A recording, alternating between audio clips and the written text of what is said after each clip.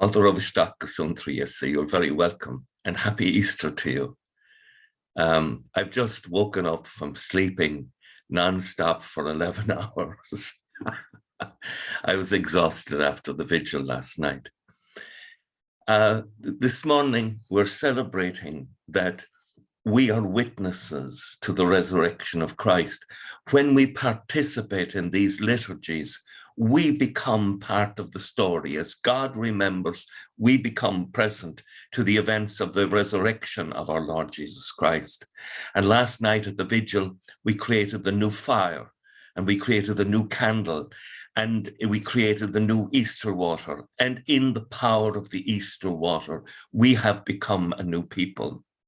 I studied with a student from the Aran Islands, Garrod O'Griafa, and Garrod told me that on this mountain, or this morning, the tradition was that the sun danced as Mary went to tell the apostles that Christ is risen.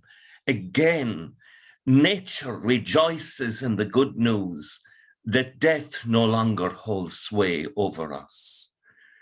By God's grace, we are set free from all the works of sin, and the greatest work of sin was death, and that power has been broken by Christ. We don't say that Christ is alive. You and I are alive. Christ is risen. This is an entirely different life. He will never die again. And you and I, brothers and sisters, when we share in the Eucharist, we come to share in the eternal life of our Lord Jesus Christ. With thoughts such as these on Easter morning, let us hurry to our pastoral areas and our churches, and there celebrate Eucharist together, celebrate what we are.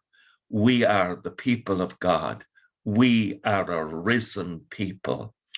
Slán agus banachthín a cosca ariv goléir. God bless now, and the blessings of Easter on you all. Agus gamana dia elakóchtach shev, ahar mach agus spirit nev. Amen. Slán gafol. Bye for now. Enjoy Easter Day.